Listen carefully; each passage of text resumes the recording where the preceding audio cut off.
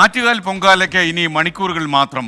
പതിനായിരക്കണക്കിന് സ്ത്രീകളാണ് തിരുവനന്തപുരത്തേക്ക് ഈ രാത്രിയിലും ഇപ്പോൾ എത്തിക്കൊണ്ടിരിക്കുന്നത്. ഒരുക്കങ്ങളെല്ലാം പൂർത്തിയായതായി ക്ഷേത്ര ട്രസ്റ്റ് ഭാരവാഹികൾ അറിയിച്ചു. പൊങ്കാലയോടനുബന്ധിച്ച് കർശന സുരക്ഷയാണ് പോലീസ് ഏർപ്പെടുത്തിയിട്ടുള്ളത്. ഇപ്പോൾ അതിൻ്റെ ആകാശ ദൃശ്യമാണ് പ്രേക്ഷകർ കാണുന്നത്. ആറ്റുകാൽ ദേവീക്ഷേത്രത്തിൻ്റെ മുകളിൽ നമ്മുടെ ഡ്രോൺ ദൃശ്യങ്ങൾ ആണ് പ്രേക്ഷകർ ഇപ്പോൾ കണ്ടുകൊണ്ടിരിക്കുന്നത്.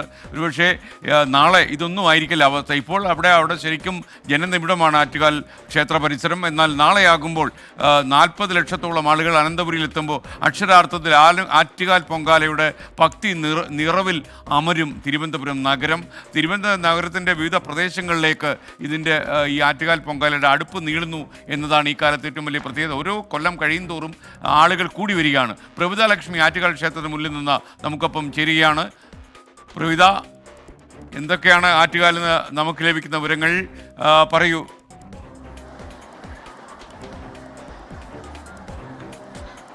Good evening SKN. ഇവിടെ അഭൂതപൂർവമായ തിരക്കാണ് അനുഭവപ്പെടുന്നത്. ആ ദൃശ്യങ്ങളിൽ തന്നെ ഈ കാര്യങ്ങളൊക്കെ വ്യക്തമാണ്. ദൂരദേശങ്ങളിൽ നിന്ന് പോലും ആറ്റുകാൽ പൊങ്കാലയിൽ ദേവിയെ കണ്ട് പ്രാർത്ഥിച്ച് പൊങ്കാല അർപ്പിക്കാനായി ഇവിടേക്ക് ഒരുപാട് ആളുകൾ ഒഴുകി എത്തിക്കൊണ്ടിരിക്കുകയാണ്. സ്ത്രീകളുടെ ശബരിമല എന്നറിയപ്പെടുന്ന ആറ്റുകാൽ ക്ഷേത്രത്തിന്റെ പ്രധാന നടയ്ക്ക് മുന്നിലാണ് ഇപ്പോൾ ഞാൻ നിൽക്കുന്നത്.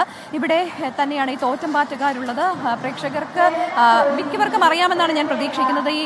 ഇതിന്റെ ഒരു ഭാഗമാണ്, ഈ പൊങ്കാലയുടെയും ഒപ്പം ഈ ഉത്സവത്തിന്റെയൊക്കെ ഭാഗമാണ് തോറ്റമ്പാട്ട്. ഓരോ ദിവസവും ഈ ഐതിഹ്യം അനുസരിച്ച് ഓരോരോ കഥകളാണ് തോറ്റമ്പാട്ടിൽ അവതരിപ്പിക്കുന്നത്. ഇനി ആറ്റുകാൽ പൊങ്കാലയുമായി ബന്ധപ്പെട്ട വിശേഷങ്ങളിലേക്ക് വരികയാണെങ്കിൽ ഇവിടെ ഇത്രയധികം ആളുകൾ എത്തുന്ന സാഹചര്യത്തിൽ കനത്ത സുരക്ഷ ഒരുക്കിയിട്ടുണ്ട്. എപ്പോഴും കുറ്റമറ്റ രീതിയിൽ ആറ്റുകാൽ പൊങ്കാല നടത്താനുള്ള എല്ലാ ക്രമീകരണങ്ങളും പോലീസ് ഉദ്യോഗസ്ഥരും ഒപ്പം സർക്കാരും ഒപ്പം നഗരസഭയും ഒപ്പം ഫയർഫോഴ്സും എല്ലാവരും എണ്ണയിട്ട യന്ത്രം പോലെ പ്രവർത്തിച്ചുകൊണ്ട് നടത്താൻ ശ്രമിക്കാറുണ്ട്.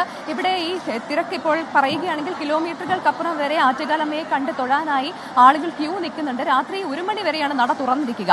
അത്രയും നേരത്തിനുള്ളിൽ ആളുകളെ കയറ്റി, പരമാവധി ആളുകളെ കയറ്റി ഈ നടയ്ക്ക് സമീപം എത്തിച്ച് തൊഴിയിക്കാൻ, അത്ര വേഗത്തിൽ ക്യൂ വളരെ വേഗത്തിൽ വിടാനാണ് ഇപ്പോൾ അധികൃതർ ശ്രമിക്കുന്നത്. ഇപ്പോൾ നമ്മളോടൊപ്പം ഇവിടെ സുരക്ഷയുടെ ചുമതലയുള്ള അനിൽകുമാർ സർ ചേരുകയാണ്. നമസ്കാരം സർ, എങ്ങനെയാണ് സുരക്ഷാ ക്രമീകരണങ്ങളൊക്കെ? ഞങ്ങൾ ഈ ആർച്ച് മുതൽ ഇവിടെ വരെ ഈ ക്യൂ കോംപ്ലക്സ് ഉൾപ്പെടെ 18 സെഗ്മെന്റുകളായിട്ട് തിരിച്ചിട്ടുണ്ട്. ഓരോ സെഗ്മെന്റിലും 100 മുതൽ 150 വരെ ഉൾക്കൊള്ളും. അത് അവർക്ക് ഞെരുങ്ങാതെ നിൽക്കത്തക്ക രീതിയിലാണ് അത് അറേഞ്ച് ചെയ്തിട്ടുള്ളത്. ഒരു സെഗ്മെന്റ് പൂർണ്ണമായി മൂവ് ചെയ്തതിനു ശേഷം മാത്രമേ ആ സെഗ്മെന്റിലേക്ക് അടുത്തതിൽ നിന്ന് ആൾ വരികയുള്ളൂ. 1 മണിക്ക് നടയടക്കുമെന്ന് പറയുന്നു. 1 മണിക്ക് നടയടക്കുമെന്ന് പറയുന്നു. അപ്പൊ അതിനുള്ളിൽ ഇത്രയധികം ഭക്തർക്ക് അതിനു മുമ്പ് എല്ലാവരെയും ദർശനം നടത്താൻ സാധിക്കുമെന്നാണ് ഞങ്ങളുടെ വിശ്വാസം. കൂടുതൽ ആളുകൾ വന്നുകൊണ്ടേയിരിക്കുകയാണ്. ആളുകൾ ഒരുപാട് വന്നുകൊണ്ടിരിക്കുകയാണ്. എത്ര പോലീസുകാരെ വിന്യസിച്ചിട്ടുണ്ട് ഈ ക്ഷേത്രം? ഇവിടെ മാത്രം 150 പേരുണ്ട് ഒരു ടേണിൽ. അങ്ങനെ 2 ടേണുണ്ട്. അപ്പൊ 300 പേരാണ് ഇവിടെ ഡ്യൂട്ടി ചെയ്യുന്നത്. ഇവിടെ മാത്രം നഗരത്തിൽ ആകെ 3000 ആകെ പോലീസ് 1000-ന് മേളിലുണ്ടാവും. എനിക്ക് ഇവിടുത്തെ ചുമതലയാണുള്ളത് പറയുന്നത്. അപ്പൊ അങ്ങനെയാണ് 1000-ലധികം പോലീസുകാരെ വിന്യസിച്ചിട്ടുണ്ടെന്നാണ് അദ്ദേഹം പറയുന്നത്. ഇപ്പോൾ ഞാൻ പറഞ്ഞതുപോലെ തന്നെ ഇനിയിപ്പോൾ ശീവേലി നടക്കാൻ പോവുകയാണ്. ഈ ക്ഷേത്രത്തിൽ 9 മണിക്ക് ശേഷമായിരിക്കും ശീവേലി നടക്കുക. അപ്പോൾ അല്പസമയം ഈ നട അടച്ചിടും. അതിനുശേഷം 1 മണി വരെ നട തുറന്നിരിക്കും. പരമാവധി ആളുകളെ ഇവിടേക്ക് എത്തുന്ന ആളുകൾക്കെല്ലാം ദർശനം സൗകര്യം ഒരുക്കാനാണ് ഈ ക്ഷേത്രം ഭാരവാഹികളും അപ്പം ദേവസ്വം ശ്രമിക്കുന്നത്. ഈ ചേച്ചിമാരോട്, ചേച്ചി എത്ര വർഷമായിട്ട് പൊങ്കാലയിടാം? ഞാൻ 6 വർഷം കൊണ്ട്. ഓക്കെ, അപ്പൊ അങ്ങനെയാണ് ക്യൂ മൂവ് ചെയ്ത് തുടങ്ങിയിട്ടുണ്ട്. അപ്പോൾ നമുക്ക് മറ്റൊരാളുടെ പ്രതികരണം കൂടി തേടാമെന്ന് പ്രതീക്ഷിക്കുകയാണ്. ഒപ്പം തന്നെ ഈ ആറ്റുകാൽ പൊങ്കാലയുമായി ബന്ധപ്പെട്ടുള്ള മറ്റു കാര്യങ്ങളിലേക്ക് കടക്കുകയാണെങ്കിൽ നാളെ രാവിലെ 10:15 പൊങ്കാലയുമായി ബന്ധപ്പെട്ട ചടങ്ങിന് തുടക്കമാവുക. 10:15 പ്രധാന അടുപ്പിൽ അഗ്നി പകരുന്നതോടെ ഇവിടെ കരിമരുന്ന് പ്രയോഗം ഉണ്ടാകും. അതൊരു സൂചനയാണ്. ആ കരിമരുന്ന് പ്രയോഗം കേട്ടതിന് ശേഷം തന്നെ ഈ ക്ഷേത്രത്തിന് ചുറ്റും ഒപ്പം തന്നെ തിരുവനന്തപുരം നഗരത്തിന്റെ ചുറ്റുമുള്ള ആളുകൾ അവർ അടുക്കി വെച്ചിരിക്കുന്ന ആ കലങ്ങളിലേക്ക് അഗ്നി പകരുകയാണ്. ദേവിക്ക് ഇഷ്ടമായ നൈവേദ്യം, ഇഷ്ടപ്പെടുന്ന നൈവേദ്യങ്ങളാണ്. 10ഓളം നൈവേദ്യങ്ങളുണ്ട്. മണ്ടപ്പുറ്റ്, ശർക്കര പായസം, തെരളി, അങ്ങനെ ഉള്ള നൈവേദ്യങ്ങളാണ് പ്രധാനമായും ദേവിക്കായി അർപ്പിക്കുന്നത്. മാത്രമല്ല ദേവിയെ മനസ്സിൽ ധ്യാനിച്ചുകൊണ്ട് വ്രതമെടുത്തുകൊണ്ടാണ് ഈ പൊങ്കാല അർപ്പിക്കാനായി എത്തുന്നത്. ഇപ്പോൾ സ്ത്രീജനങ്ങളെ എല്ലാം നമ്മൾ ഈ ക്യൂവിൽ കാണുകയാണ്. ഇവിടെ അങ്ങിങ്ങായി ചില പുരുഷന്മാരെയൊക്കെ കാണാം. എനിക്കിപ്പോൾ ആ ചേട്ടനോട് കാര്യങ്ങൾ ചോദിക്കണമെന്നില്ല, പക്ഷെ അങ്ങോട്ടേക്ക് കടക്കാൻ പറ്റുന്നില്ല. എന്തായാലും വലിയ തിരക്ക് അനുഭവപ്പെടുന്ന സാഹചര്യത്തിൽ ചില അനൗൺസ്മെന്റ് ഒക്കെ നടത്തുന്നുണ്ട്. ഒപ്പം തന്നെ വേണ്ട എല്ലാ നിർദ്ദേശങ്ങളും പോലീസും ഒപ്പം തന്നെ ക്ഷേത്രം ഭാരവാഹികളും നൽകുന്നുമുണ്ട്. ചേച്ചി എത്ര വർഷമായി? ഞാൻ ആദ്യമായിട്ടാണ് വരുന്നത്.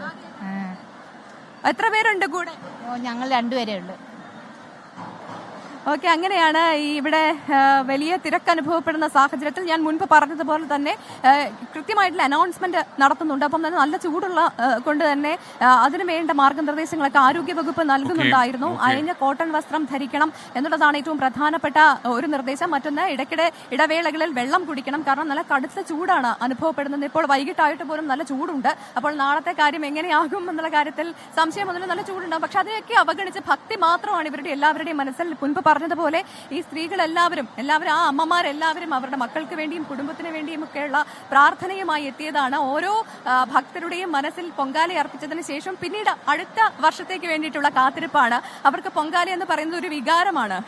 അപ്പോൾ ആ പൊങ്കാല അർപ്പിക്കാൻ എത്തിയതിന്റെ സന്തോഷവും ആ ഒരു നിർവൃതിയും എല്ലാം ഈ ഭക്തരുടെ മുഖത്തുണ്ട്. അപ്പോൾ നാളെ രാവിലെ പൊങ്കാല അർപ്പിക്കാനുള്ള കാത്തിരിപ്പ്, ഇനി മണിക്കൂറുകൾ നീണ്ട കാത്തിരിപ്പ് മാത്രമാണ് പൊങ്കാല അർപ്പിക്കാനുള്ളത്. SKN.